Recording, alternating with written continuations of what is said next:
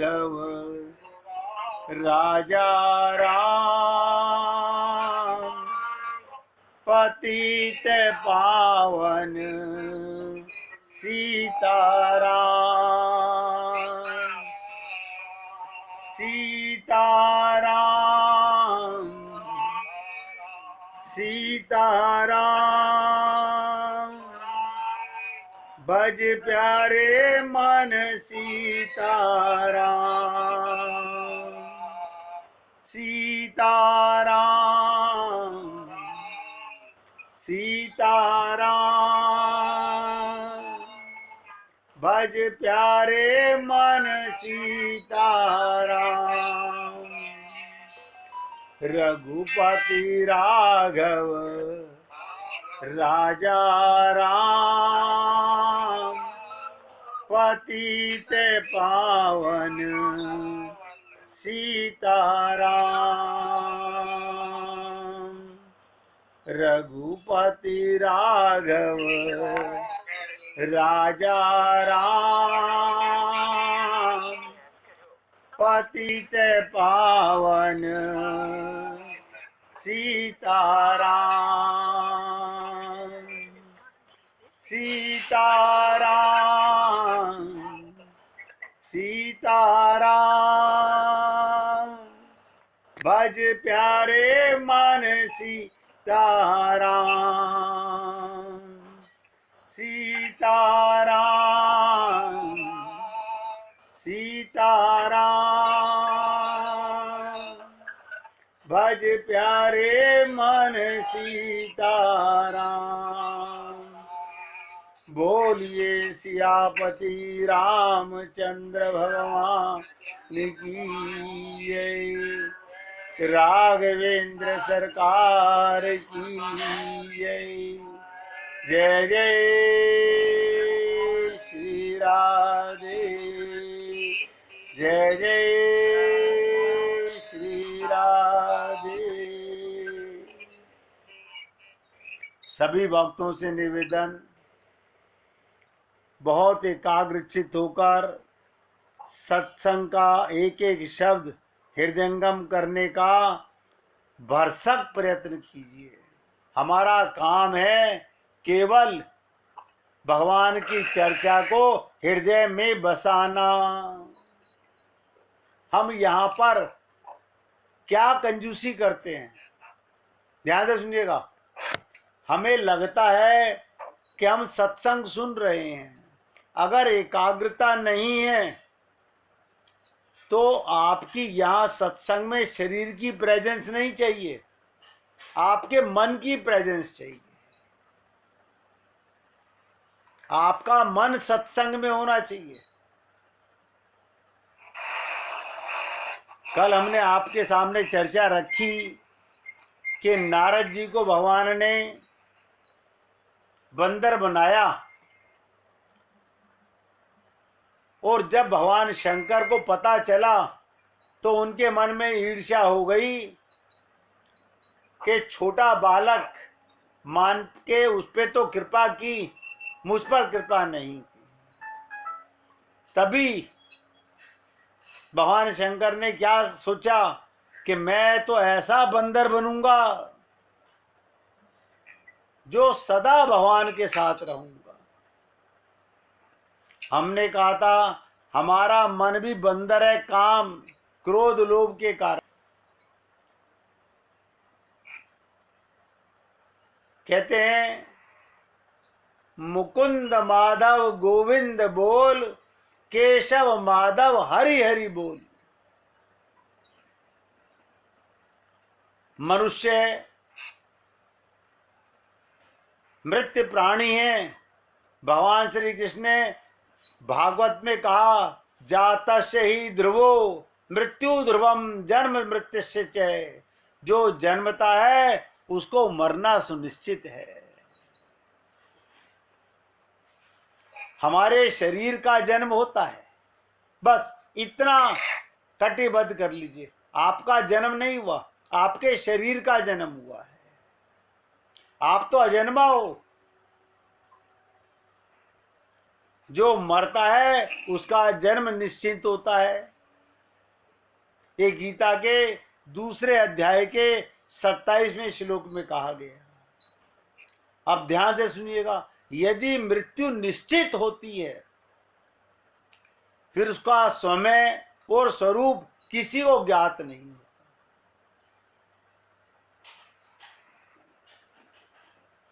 कब समय है, कौन सा स्थान है, कोई नहीं जानता। अभी तक मृत्यु का अनुभव बताने वाले कोई पैदा नहीं हुआ। क्यों? मरता शरीर है। आप हम लोग बहुत बार कह देते हैं, आज मेरी आत्मा बहुत प्रसन्न है। आत्मा का मतलब तुम्हें अपना ज्ञान हो गया, यही तो चाहिए था, यही तो परमात्मा की प्राप्ति है। परमात्मा की प्राप्ति का मतलब क्या? जिस दिन हमें आत्मा का अनुभव होगा उसी पल भगवान का अनुभव होगा। मैं बहुत सारी सांसारिक कथाओं में कभी कभी पढ़ता हूं, जैसे कि आजकल कार्तिक मास चल रहा है। कार्तिक मास की जितनी कथाएं हैं महात्म को छोड़ के, ध्यान से सुनिएगा, सब में जो ऐसा करेगा उसके घर में धन आएगा, जो ऐसा करेगा उसका शरीर स्वस्थ रहेगा, जो ऐसा करेगा और अमर हो जाएगा। ये किसी शास्त्र मत नहीं है, वेद मत नहीं है। ये कथाएं सब मन गढ़ंत लोगों ने बना रखी है। और हम लोग बहुत खुश होते हैं, सरलता में भगवान मिल गए।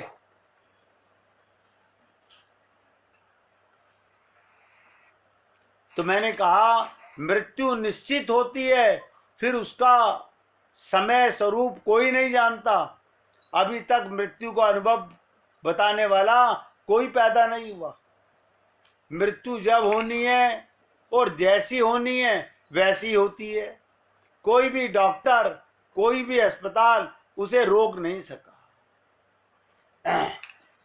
धन्य हो संत महात्मा, हमारे विश्व में जितने भी धर्मों के गुरु हुए हैं उन्होंने हमें मृत्यु पर विजय प्राप्त करना सिखा दिया।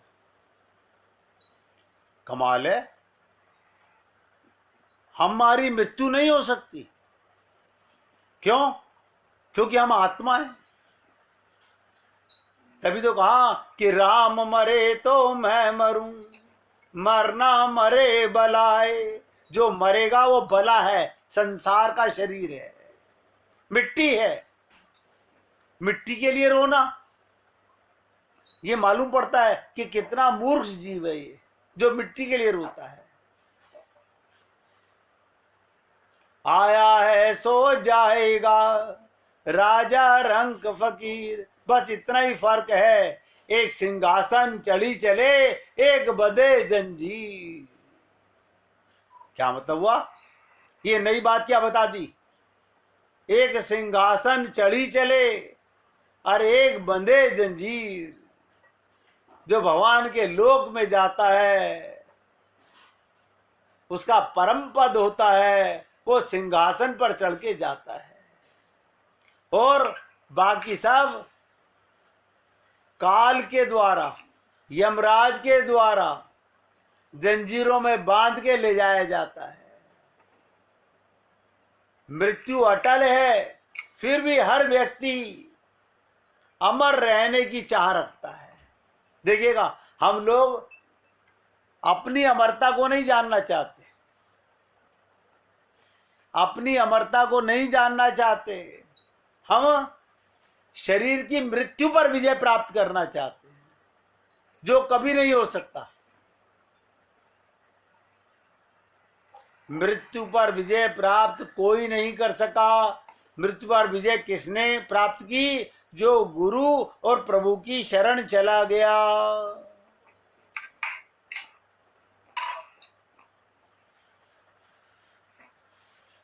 मृत्यु अटल है, फिर भी हर व्यक्ति अमर होने की चाह करता है। रोज रोज प्राणी मरते हैं, फिर भी शेष लोग अमर रहने की इच्छा करते हैं। हमारे को अपना परिवार खूब अच्छी तरह से याद है, ये भी गया वो भी गया, और हम लोग अमरता पाना चाहते हैं।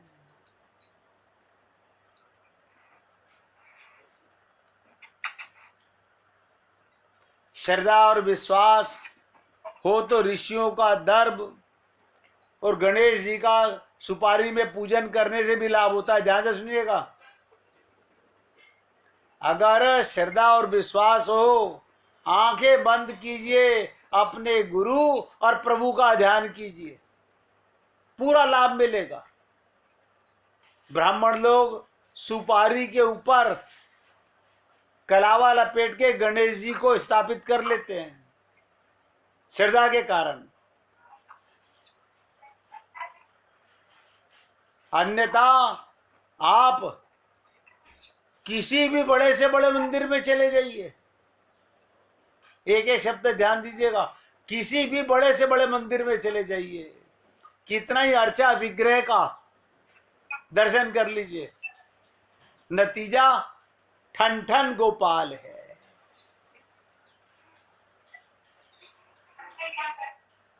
काश कोई संत ये बता सकता कि ये जो लाखों करोड़ों स्त्रियां सुबह उठ के कार्तिक स्नान करती हैं, इसका तात्पर्य क्या है। ये कथा बाच लेना, पूजा कर लेना, पतवारी पूज लेना, ये करते करते तो अनंत जन्म हो गए। असली करने वाला काम क्या है, जिसे संत महात्मा कहते हैं सबसे ज्यादा जरूरी है तत्व ज्ञान। और आप और हम लोग अनंत बार सुन चुके, लेकिन मानते नहीं।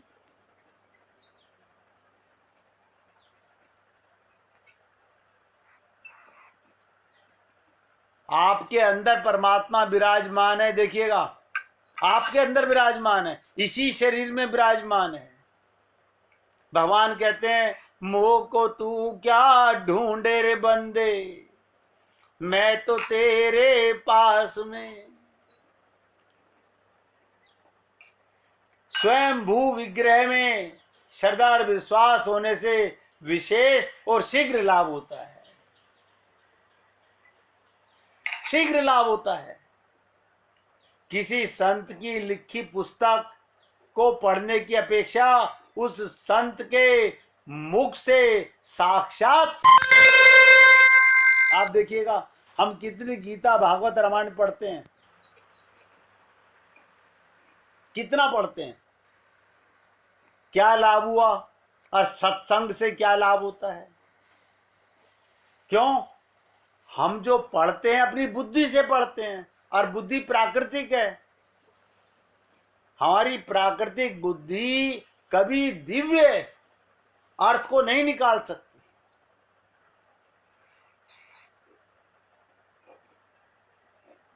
देखिएगा, संजय ने महाभारत में धृतराष्ट्र को कौन सुना रहा था? संजय। उसने भी गीता ग्रंथ के विषय में कहा, मैंने इसको साक्षात भगवान से कहते कहते सुना है।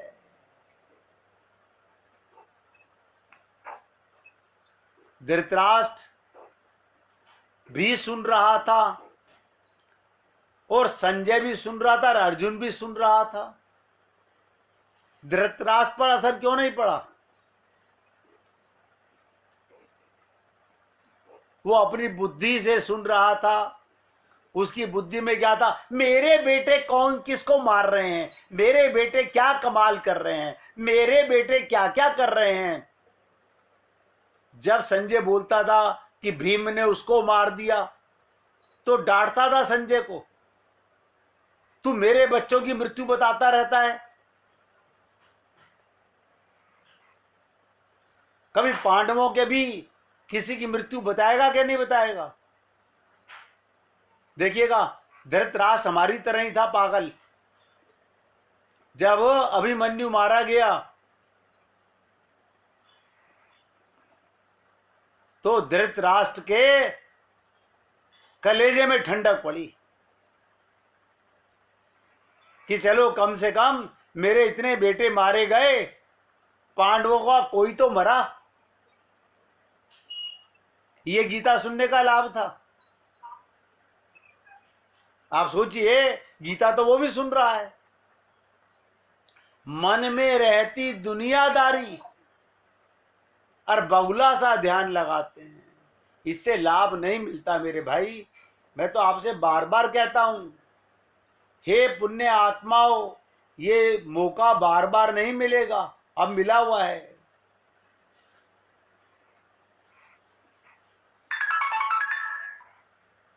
देखिएगा, हे मेरे मन, अपने मन को कहिए, हे मेरे मन, जिन श्री भगवान से बैर करने वाले भी, दुश्मनी करने वाले भी चिंतन करते करते पाप रहित होकर भगवान को पा जाते हैं। कंस को सारा जगह, सब जगह कृष्ण कृष्ण नजर आता था, भगवान मिल गए। शिशुपाल को भगवान मिल गए।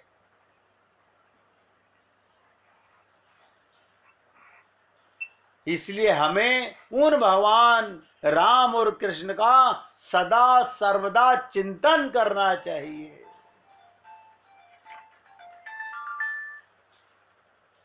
कब वो दिन आएगा, आप सोचिए बार बार, कब वो दिन आएगा कि बैठत उठत घूमत फिरत। नहीं नहीं, ऐसा नहीं, हम तो ये छंद एक दो बार गा लेते हैं। अरे बाबा, गाना नहीं, इस छंद में जो सीताराम आचार्य जी ने कहा है उसे खोपड़ी में बिठाओ। अब देखिएगा, जैसे स्त्रियां सत्संग में बैठी हो, किसी के सामने बैठी हो, तो बार बार अपना पल्ला संभालती रहती हैं। संभालती रहती है नहीं? बताइए, क्या पल्ला उन्हें कह रहा है तुम मुझे संभालो? स्त्रियां बार बार अपना पल्ला संभालती रहती हैं। ऐसे ही पल पल में अपने को संभालो कि मैं आत्मा हूं, मैं शरीर नहीं हूं।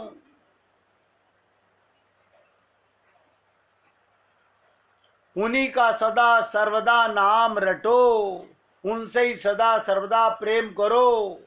और उनसे का मतलब, जो भगवान का हो गया वो सब भगवान के प्रेमी हो गए।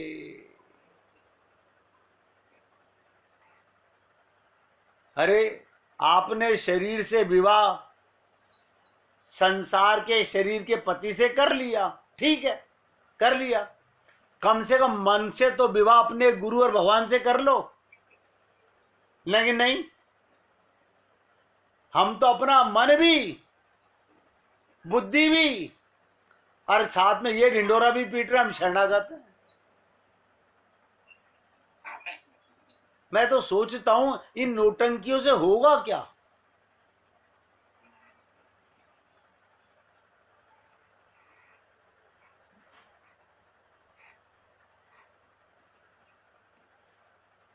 कोई व्यक्ति, नोट करो, कितना ही अच्छा हो, कोई व्यक्ति कितना ही अच्छा हो, अगर भगवान प्रेमी नहीं है तो वो काम का नहीं है। बस रट लो इस बात को।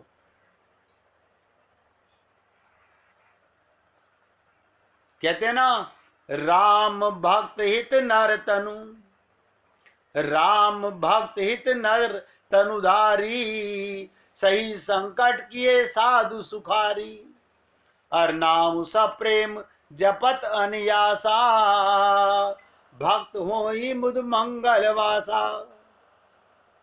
भगवान राम और कृष्ण भक्तों के हित के लिए ये मनुष्य शरीर रखते हैं, और हम लोग परिवार के सुख के लिए भगवान को छोड़ देते हैं। मुझे तो बहुत बार दुख होता है कि इस जीव की क्या गति होने वाली है।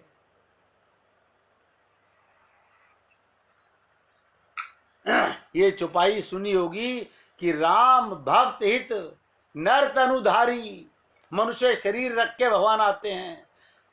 सही संकट किए साधु सुखारी, खुद पर कष्ट उठाते हैं और भक्तों को सुख देना चाहते हैं। अर नाम सब प्रेम जपत अनियासा, भक्त होई मृदु मंगल वासा।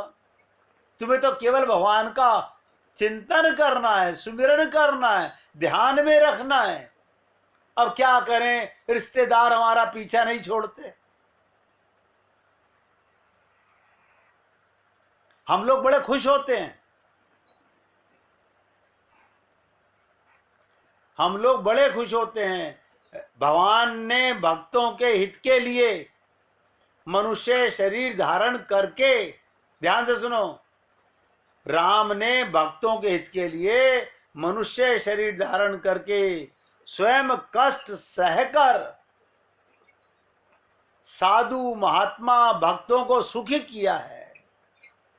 परंतु भक्त गण प्रेम के साथ, केवल प्रेम के साथ नाम का जप करते हुए सहज ही आनंद और कल्याण के घर जाते हैं।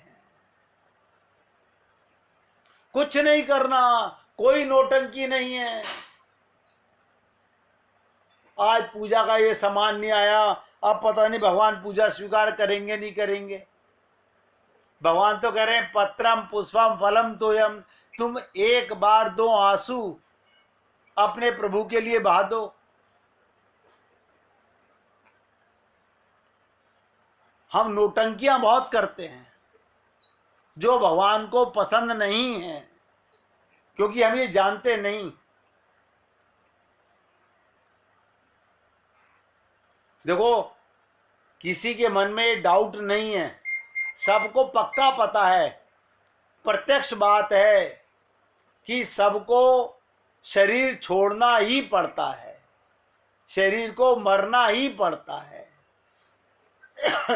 सबको पता है शरीर कब छूटेगा इसका तो पता नहीं, पर शरीर छूटेगा इसमें कोई संदेह नहीं। जब शरीर भी अपना नहीं है, मेरे इस शब्द को अंडरलाइन करके नोट कर लेना, जब शरीर भी अपना नहीं है तो शरीर से कमाया हुआ ये धन, ये जमीन, ये मकान, ये परिवार आपके अपने कैसे हो गए।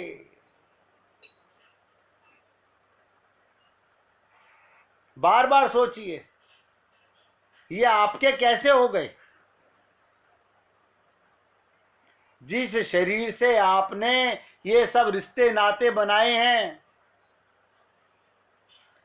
इधर शरीर खत्म, उधर सब क्लीन स्लेट। कौन किसकी मार, कौन किसका पिता, कौन किसकी पत्नी और किसका पति। लेकिन जीते जी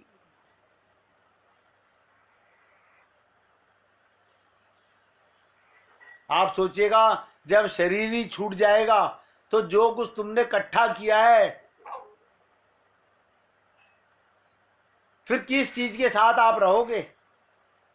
जब आपका शरीर ही नहीं रहा तो क्या कुटुंब रहेगा, स्त्री पुत्र रहेंगे, माँ बाप रहेंगे, या रुपया पैसा जमीन रहेगी। मूल शरीर भी आपके साथ नहीं रहता तो संसार की कोई भी चीज आपके साथ नहीं रहती। इसीलिए कहा जाता है, संत महात्मा तो सरल शब्दों में बता देते हैं कि झूठा है संसार, धोखा खाएगा, कर ले हरि से प्यार, वरना पछताएगा।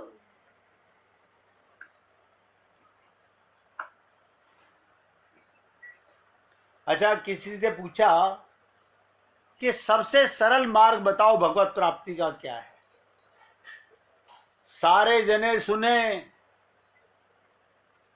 ये जप, ये तप, ये व्रत, ये परिक्रमा, पूजा पाठ, ये तो करते करते जन्म गुजर गए, कुछ नहीं हुआ।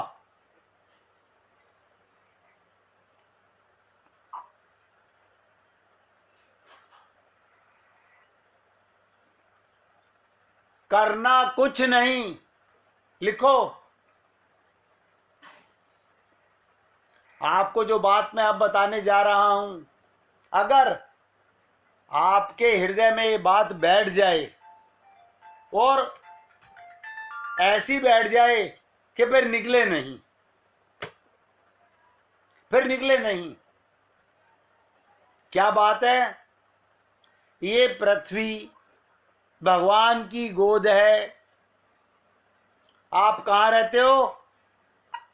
पृथ्वी में। तो आप कहाँ रहते हो? भगवान की गोद में।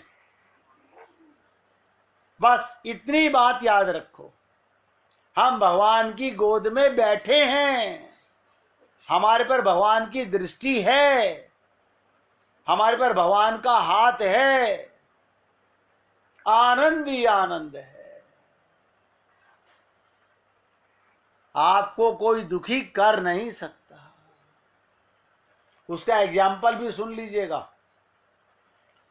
भक्त प्रहलाद को उसके पिता ने अनंत तरह से दुख देना चाहा।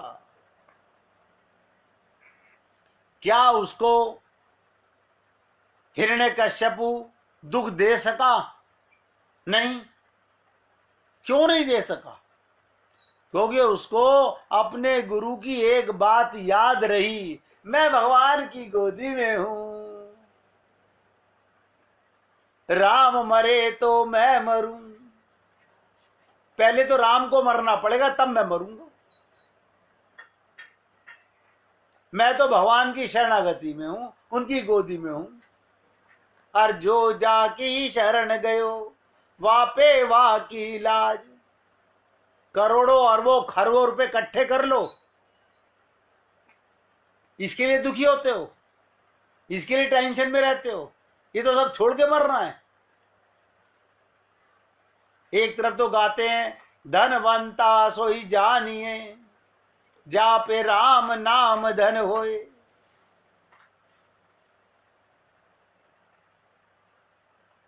इसलिए आप भक्तों से निवेदन कर रहा हूं, पहले भी कहा था, आज फिर बोल रहा हूं, भगवान भागवत के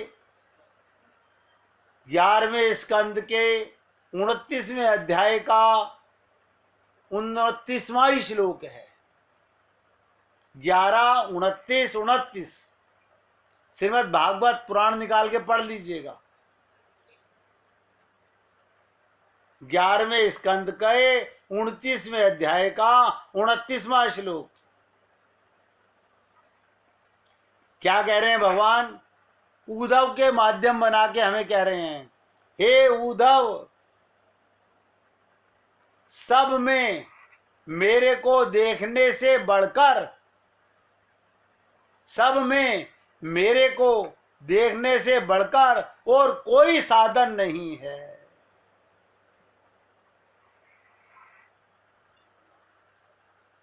और क्या कहा भगवान ने? बता दूं आपको, उद्धव को समझाने के लिए, ये मैं अपनी मां देवकी की सौगंध खाकर कह रहा हूं।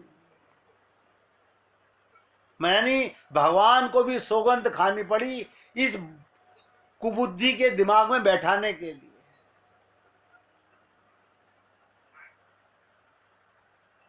हम इतने निकृष्ट हैं कि भगवान की बात को भी हम बुद्धि में बैठाना नहीं चाहते।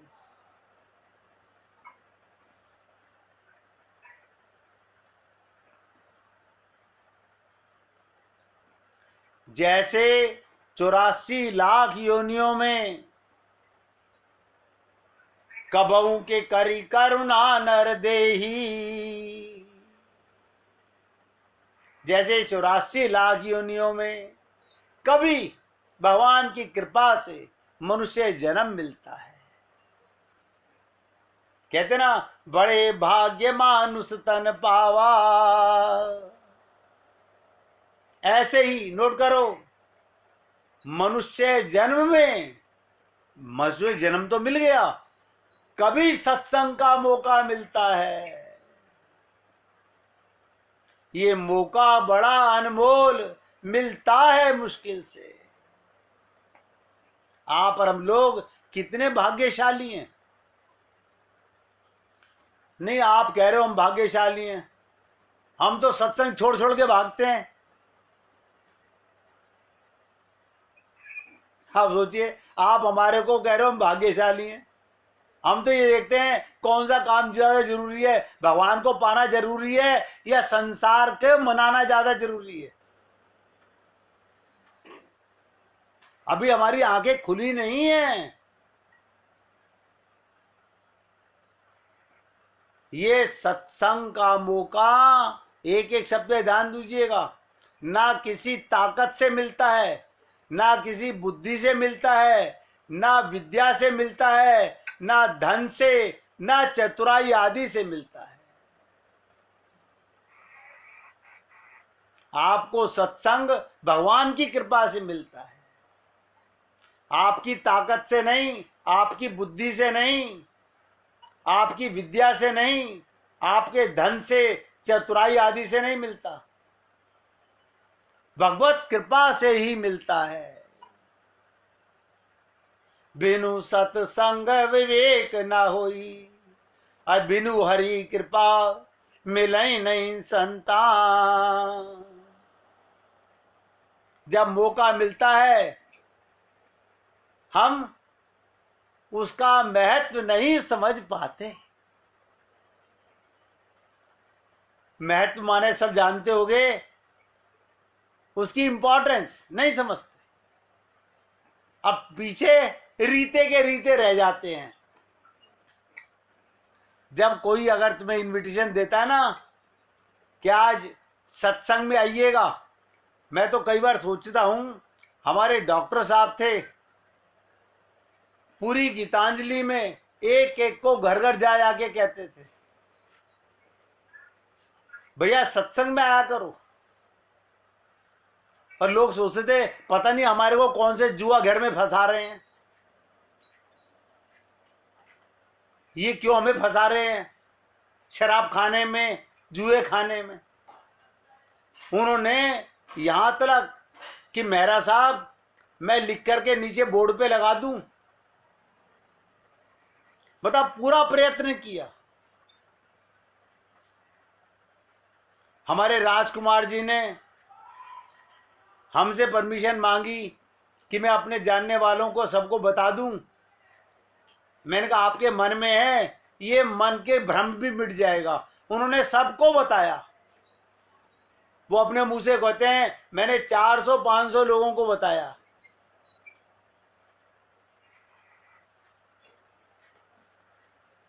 इसलिए कह रहा हूं, ये सत्संग किसी कर्म के उससे नहीं मिलता, ये हरि कृपा से मिलता है। और अभी हम लोग ये समझ ही नहीं पा रहे कि हमारे जीवन में किस चीज की क्या इंपॉर्टेंस है।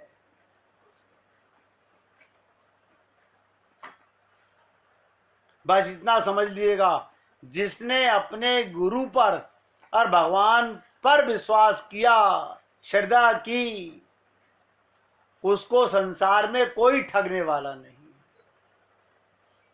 अन्यथा इस संसार में ठगों की कमी नहीं है।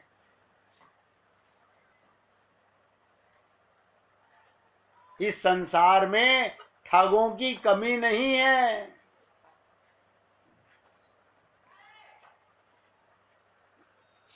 जब भगवान के लिए हम इंतजार ही नहीं करते, छोटे से राम नाम में श्रद्धा कहां से आ जाएगी, आप सोचिएगा। अब हमारे पति देव आवाज दे रहे थे, हमें जाना पड़ा, यानी राम से ज्यादा पति हो गए।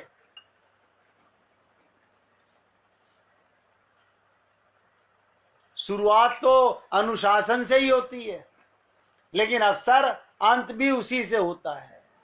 जब हम दर्द से तड़प रहे हों और बहुत सारे उपाय कर लें, ध्यान से सुनिएगा, जब हम बहुत दर्द से तड़प रहे हों और बहुत सारे उपाय कर लें लेकिन आराम ना हो, तब ही लगता है कि चलो अब ये छोटा सा उपाय जिसको सुन के तो नहीं लगता कुछ होगा,